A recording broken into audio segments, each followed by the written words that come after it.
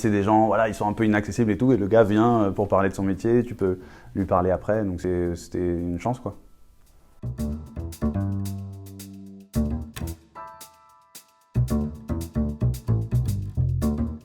Je m'appelle Singe, je fais de la pop sauvage, c'est de la musique pour libérer les animaux intérieurs, soigner les cœurs en faisant bouger les fesses.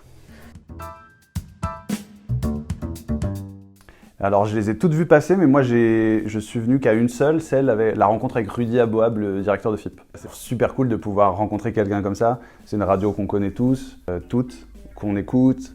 Et on se dit c'est des gens, voilà, ils sont un peu inaccessibles et tout, et le gars vient pour parler de son métier, tu peux lui parler après, donc c'était une chance, quoi.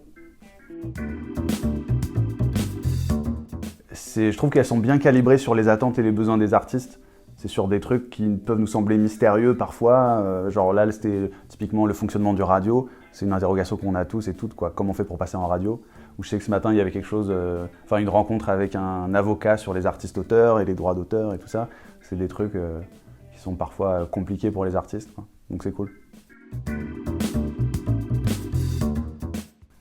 J'ai envie de dire à n'importe qui bosse dans l'industrie de la musique ou que ça intéresse. Et puis après, plus largement, si quelqu'un se pose la question de comment ça fonctionne et a envie de s'informer, pourquoi pas. Mais je pense qu'en tout cas, c'est parfait pour quelqu'un qui a envie de faire des projets, que ce soit professionnellement ou de manière amateur. Mais c'est cool, ça permet de comprendre un peu plus le monde dans lequel on est et donc pouvoir du coup être moins stressé créativement, vu on sait comment ça se passe après, quoi. Ce qui est intéressant, c'est ce que te disent les intervenants ou les intervenantes entre les lignes ou ce qu'ils te disent sur leur parcours. Et c'est là que tu apprends vraiment comment ça se passe concrètement, quoi. Les infos, les règlements, tout ça, ça se trouve. Mais vraiment la réalité du terrain et de ce qui est non dit, c'est ça qui est intéressant. Et puis dans un second temps, les coups que tu bois après, aussi bien avec les intervenants que les gens qui viennent et qui sont au même niveau que toi, c'est ça qui est intéressant parce que du coup, ça te fait prendre conscience vraiment que la musique c'est une industrie et c'est un terreau, quoi, c'est un milieu.